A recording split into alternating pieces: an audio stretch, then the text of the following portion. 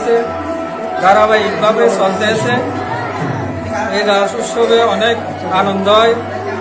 এখন আইন শৃঙ্খলা পরিস্থিতি ঠিক আছে, এখন কোনো অসুবিধা নেই। সবাই হাসি খুশিভাবে রাস উৎসব পালন করে। এখানে 3-4 দিন ধরে প্রসাদ বিতরণ করা হয়। সবাই হাসি খুশি উৎসব পালন করে। আমরা সবাই পার্শ্ববর্তী লোক। আমি কমিটির যুগ্ম সম্পাদক। এখানে বর্তমান এখানে যুগ্ম সম্পাদক হিসাবে আমি আছি। প্রত্যেক বছরের নেই এবছরও ষোড়শ প্রহরব্যাপী মহানাম যজ্ঞ অনুষ্ঠান প্রতি বছরের নেই এবছরও আমাদের এলাকায় আমার দাদু উদ্যোগ নিয়ে ষোড়শ প্রহরব্যাপী মহানাম যজ্ঞ অনুষ্ঠান শুরু করেছে।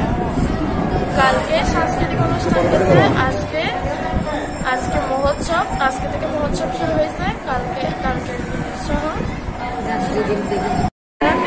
আশ্রমে আমার দাদু উদ্যোগ নিয়ে এই ষোড়শ প্রহরব্যাপী মহানাম যজ্ঞ অনুষ্ঠান করেন। গতকাল আমাদের সাংস্কৃতিক অনুষ্ঠান হচ্ছে। আমরা ওই অনুষ্ঠানে গীতা পাঠ, নাচ এবং গান দিয়ে শেষ করেছি।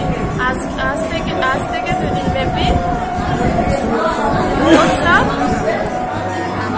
নামযজ্ঞ অনুষ্ঠান শেষ হবে। কালকে দিনাজুলি রাধাকৃষ্ণ সেবা আশ্রমে 1991 সাল থেকে আমাদের পারিবারিক মামা আমাদের রাস পূজা এবং উৎসব 1991 সাল থেকে শুরু হয়েছে। 2001 সাল থেকে এই মহোৎসবে 16 প্রহর মহোৎসব করা হচ্ছে এবং সাংস্কৃতিক অনুষ্ঠান, গীতা এবং ছোট থেকে আমরা এই পরিবারে যা কিছু শিখেছি, যা সবাইকে মিলে গরিব ধনী সবাইকে নিয়ে আমার মামা এই অনুষ্ঠানটা করে। আমাদের গর্ববোধ করি। আমরা প্রতি বছরে সবাই মিলে যে হিন্দু, মুসলিম, বুদ্ধ, খ্রিস্টান সবাই এসে একটা আনন্দ করি। এখানে কোনো জাতিভেদ নাই, কোনো হিংসা নাই, কোনো আমাদের এই রাস পূজা আমরা সবাই ছোট বড়, মহিলা পুরুষ, ছোটরা সবাই আনন্দ করি।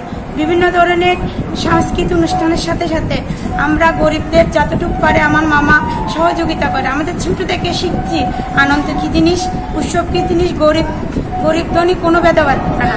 এটাই আমাদের মামার শিক্ষা ছোট থেকে। আগামী বছর আপনাদের পরিবার সুন্দর করার জন্য কোনো রাজনীতিকভাবে এটা হয় না, এটা সামাজিকভাবে আমাদের দর্শক সবাই মিলেমিশে করে।